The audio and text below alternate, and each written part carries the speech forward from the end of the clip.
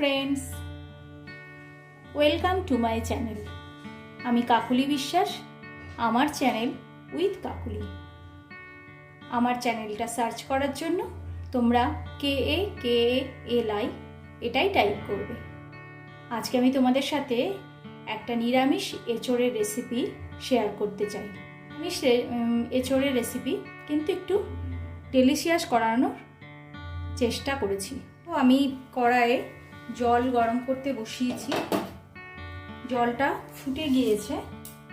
এতে আমি সবার প্রথমে খুব সামান্য লবণ দেব।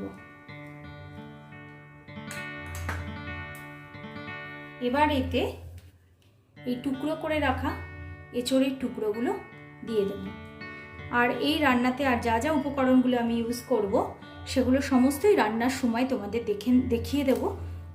তোমরা সেগুলো ভালো মতো দেখে নেবে। প্রথমেই আমি এঁচোড়গুলোকে ফোটানো জলের মধ্যে দিয়ে দিলাম একটু সেদ্ধ হওয়ার জন্য। এটা মিনিট 10 মতো একটু গরমে সেদ্ধ করব, খুব বেশি সেদ্ধ এটা করব না। দেখো এঁচোড়টাকে এরকমভাবে টকবক করে মানে জলের মধ্যে, ফোটানো জলের মধ্যে আমি একটু ফুটিয়ে নিলাম। এটা মিনিট 10 হয়ে গেছে। এবার আমি গ্যাসটা বন্ধ করে দিয়ে এর থেকে এঁচোড়গুলোকে তুলে নেব। দেখো এই এঁচোড়গুলো খুব সামান্য একটু নরম হয়েছে।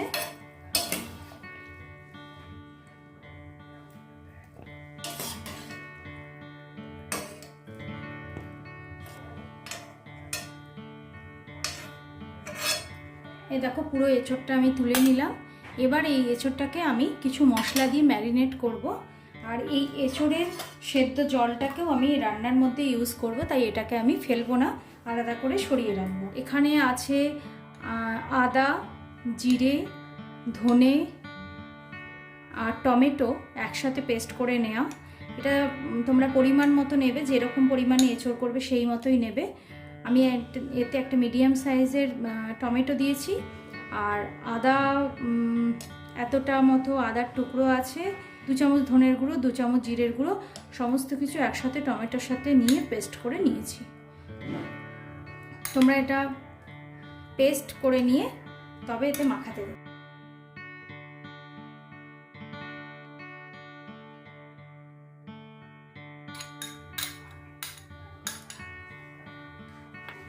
এটা হচ্ছে ঝাল লঙ্কার গুঁড়ো, এতে খানিকটা লবণ দেব।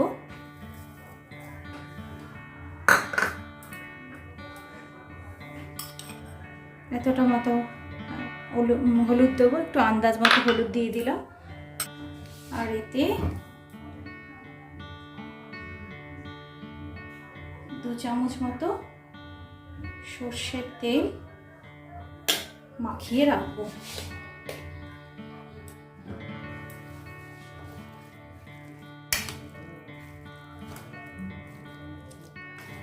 আমরা ধরো এঁচোড়ের মানে নিরামিষ আইটেম কোনো বিশেষ দিনেও আমাদের অনেক সময় মানে খাওয়ার জন্য তৈরি করতে হয়, বা গেস্টরা আসলে, নিরামিষ গেস্ট আসলে তাদের একটু নতুনত্বভাবে যদি কোনো রান্না খাওয়ানো যায় তাহলে ভালো লাগে। সেই ইচ্ছাতেই আমি এই রান্নাটা এইভাবে করেছি।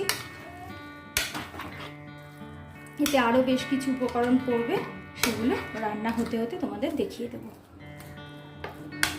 এবার এটাকে আমি খুব বেশিক্ষণ নয়, মিনিট 10 মতো, যতক্ষণে আমি আলুটা ভেজে রেডি করে নেব ততক্ষণ পর্যন্ত এটাকে এইভাবে মাখিয়ে রাখবো। এটা ঢাকা দিয়ে আমি রেখে দিলাম। এবার আমি আলু ভাজতে শুরু করব। কড়াই গরম হয়ে গেছে, এবার এতে আমি তেল দিয়ে দেব। তেল খুব ভালো করে গরম হয়ে গেছে। এর মধ্যে আমি কটা তেজপাতা দিয়ে দিলাম আর কটা গোটা জিরে। দেখো জিরে তেজপাতা ফোড়নটা ভাজা হয়ে গেছে। এবার এতে আলু দিয়ে দেবো।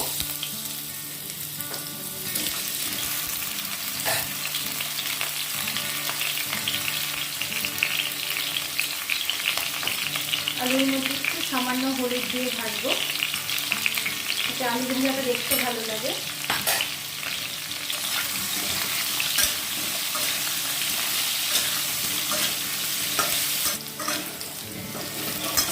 আলুটা ভালো মতো ভাজা হয়ে গেছে। এবার এই আলুটাকে আমি তুলে নেব।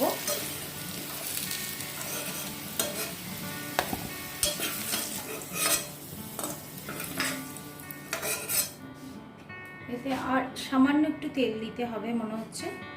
এছাড়াও খানিকক্ষণ ম্যারিনেট করে রাখা হয়ে গেল। তেলটার মধ্যে এঁচোড়টাকে দিয়ে দেব।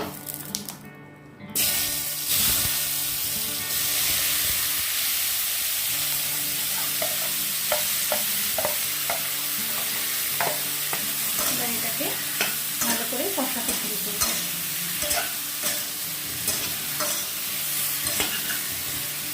এবার এই কষানোর মধ্যে আমি খানিকটা হিং এতে দিয়ে দেবো। তোমরা যে কোনো হিং ইউজ করতে পারো। খানিকটা হিং দেবো।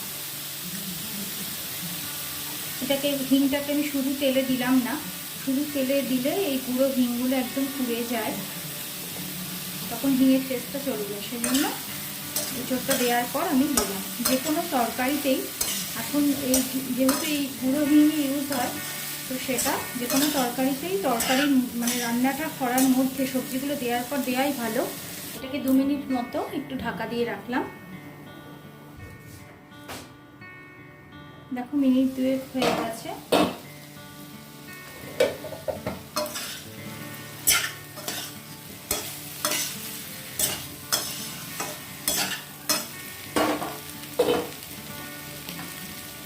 সামান্য একটু এঁচোড় সেদ্ধর জলটা দেব।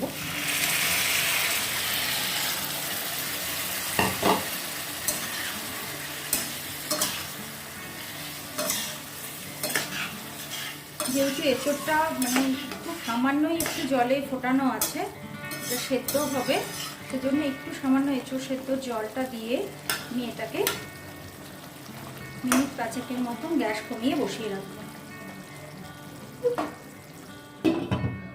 আমি আর একটা উপকরণ দেব, সেটা হলো চারমগজ, কাজু বাদাম, দই দিয়ে একসাথে পেস্ট করব। প্রথমে এই চারমগজ আর কাজু বাদামটাকে মিক্সিতে শুকনো গুঁড়ো করে নেব, তারপর এর মধ্যে দই দিয়ে একসাথে পেস্ট করব। এঁচোড়টা যেটুকুনি সময় সেদ্ধ হতে আমি বসিয়েছি তার মধ্যে আমি এটা রেডি করে নিই। দেখো কাজু আর চারমগজটাকে ভালো করে মিহি করে গুঁড়ো করে নিয়েছি। এবার এর মধ্যে টক দই দেবো, দিয়ে একসাথে পেস্ট করে নেব। দেখো এঁচোড়টা অনেকটাই কষে গেছে এবং খানিকটা নরম হয়ে গেছে। এবার আমাকে আলুটাকেও নরম করতে হবে। এবার এর মধ্যে আমি ভেজে রাখা আলুটা দিয়ে দেবো।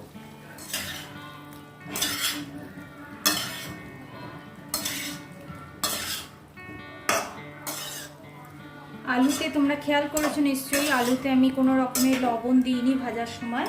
এবার আমাকে আলুটার জন্য খানিকটা আরও লবণ দিতে হবে। আলুর জন্য একটু লবণ দিলাম। এরপর আমি টেস্ট করে দেখব, তারপরে লবণ দিব।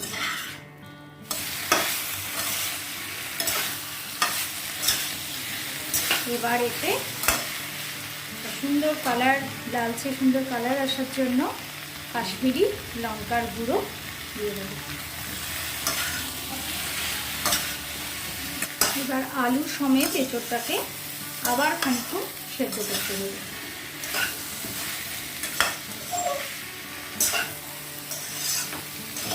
এঁচোড়ের নামই গাছপাঠা।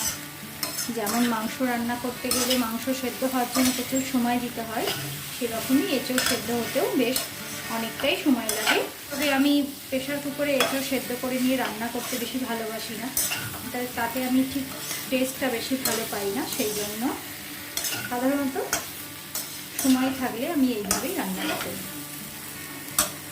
তোমাদের সুবিধা হলে তোমরা অবশ্যই সেদ্ধ করে নিতে পারো, প্রেশার কুকারে একটা সিটি দিয়ে নিতে পারো। এবার এর মধ্যে এঁচোড় সেদ্ধ জলটা আবার আমি ইউজ করি, কারণ এই এঁচোড়ের পুরো স্বাদটাই থাকে এই জলের মধ্যে। এই জলটা যদি আমরা ইউজ না করে নিই তাহলে পরে এঁচোড়ের স্বাদ অনেকটাই কমে যাবে। এবার এটা আমাকে বেশ খানিকক্ষণের জন্য সেদ্ধ করতে হবে। মিনিট 10 তো থাকুকই ঢাকা দেয়া। দেখি কতটা হয়েছে। এটা মিনিট 15 মতো চাপা দেওয়া ছিল। সুন্দর পিস কেটে যাচ্ছে, খুব ভালো সেদ্ধ হয়ে গেছে। সামান্য চিনি অ্যাড করছি, এতে একটু বেশ মিষ্টি লাগবে, কারণ ধরো আমি এরপর টক দইটা দেবো, আর সবজি রান্না একটু মিষ্টি ভালো লাগে খেতে।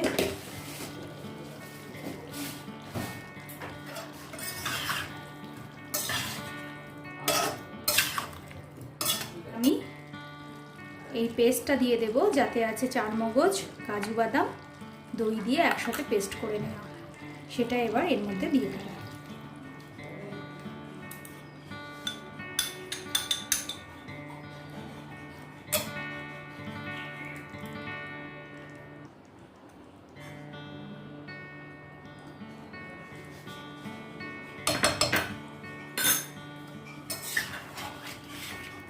এঁচোড়ের এই নিরামিষ রান্নাটা ভীষণই টেস্টি।